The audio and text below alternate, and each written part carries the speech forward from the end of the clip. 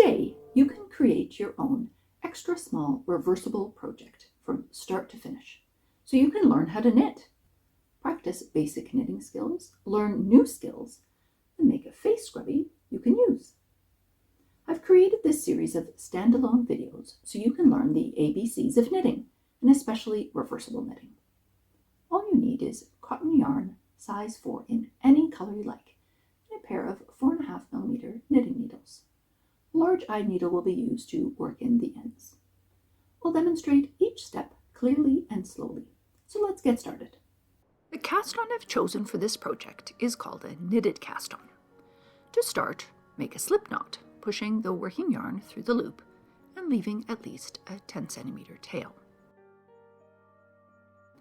Put the slip knot on one needle with the short end toward you. Set up the working yarn in tension, the simpler the better. I'm a continental knitter, so I hold my yarn like this.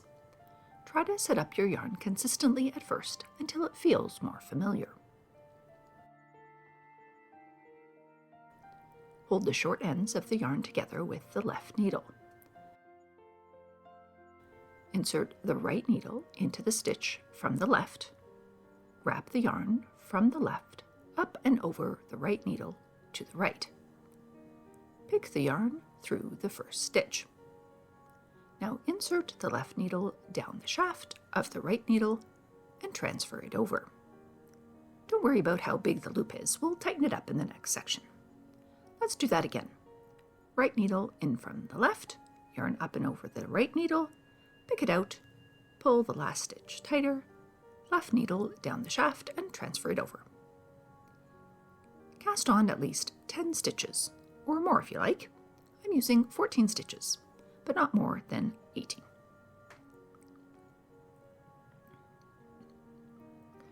After a while, you can leave the right needle in the newest stitch to create the next stitch.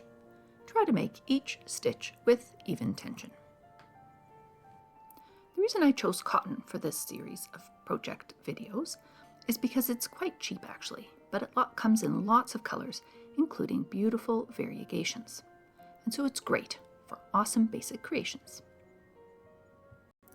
Now let's knit the next row. Stitches on the left needle, yarn at the back. Set up the working yarn in tension. It's very similar to the cast on, so insert the right needle into the first stitch from the left, yarn up and over the right needle. Pick out the yarn through the old stitch. Push the right needle through. Now, move the right needle to the right to let the old stitch drop off. Let's do that again. Needle in from the left, yarn up and over, pick out the yarn, push the needle through and drop the old stitch off the left needle.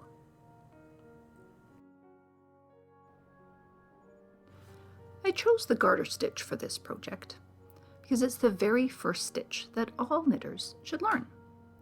The cast on and the cast off are pretty basic too, but they match nicely, and they're all based on the knit stitch, so you'll have lots of practice.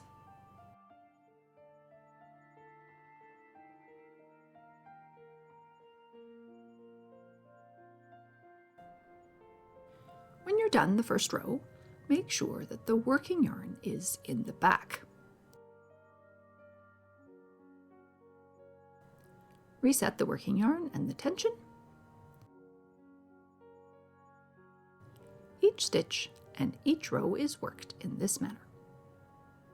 If the first stitch is too big, when the second stitch is still on the left needle, pull gently to firm up the edge. Continue knitting the row. Even though the garter stitch is a very simple stitch, it's naturally reversible. It lays flat and doesn't get out of shape easily. Garter stitch itself has bumps on it, so I find it works really well for face scrubbies. When you're done the row, make sure that the working yarn is in the back. If this is your very first project, congratulations, you're doing great. Keep it up. And don't stress, it's just a face scrubby. You can make as many as you want and practice your knitting. Notice that the shape of the new stitch looks like a V on the right needle. Notice the old stitches on the left needle have a purl bump right under the needle. The purl stitch is the reverse of the knit stitch. Since we worked the knit stitch on the other side of the fabric, it looks like a purl stitch on this side. The selvedge is called a beaded selvedge or a garter selvedge or a knitted selvedge. It's also very easy, and it's the first selvedge that all knitters should learn.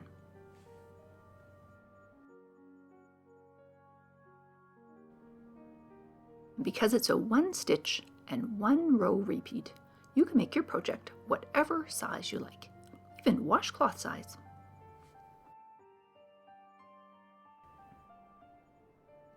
Now notice the orientation of the mounted stitches, old and new. The working yarn comes from the back and over the needle, so the stitch opens to the left.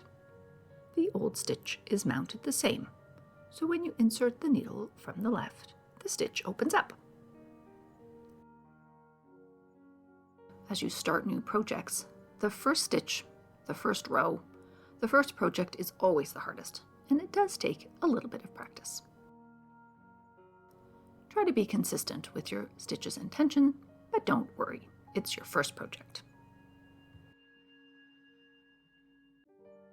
To make sure you don't lose or add stitches without meaning to, count the stitches on your needle every so often. You can do it by twos to help it go faster.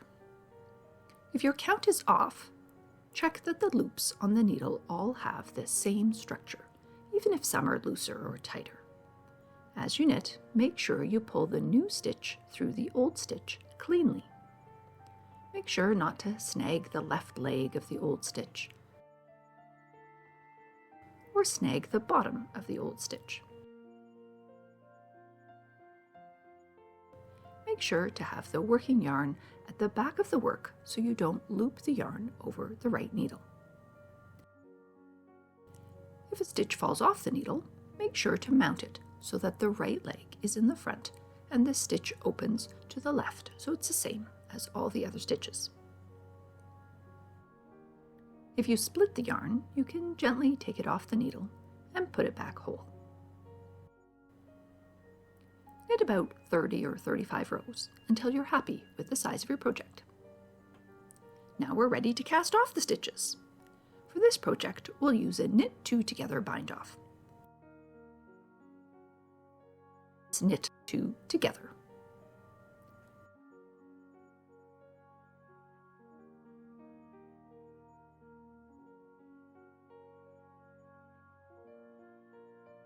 Return it to the left needle, tip to tip. Let's knit two together.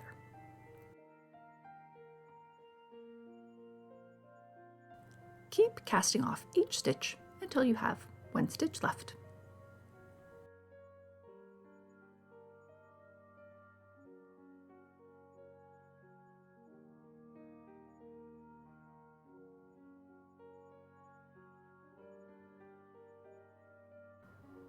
If you're interested in more advanced projects based on the garter stitch, check out my video on the candy wrapper scarf, linked in the description below.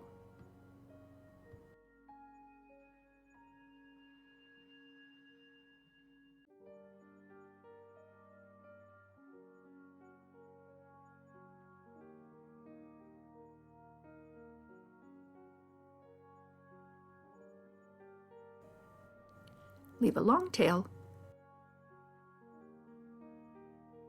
cut the yarn, pull the end through the last stitch.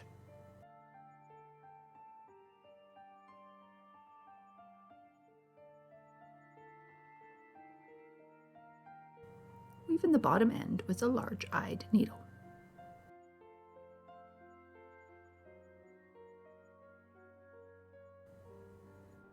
Make a loop with the top end for hanging it up.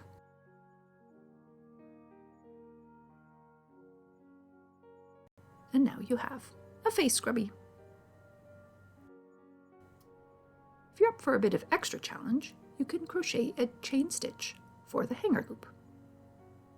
If you've enjoyed knitting your awesome basic creation with me, please feel free to like this video and subscribe to my channel to find more videos on reversible stitch patterns and projects, including the other videos in this 5-part series. Each video showcases projects of various sizes and provides full instructions for a different cast-on, stitch pattern, special stitch combination, selvedge, and cast-off that all work together to make a beautiful reversible project. Feel free to leave a comment if you have questions or ideas.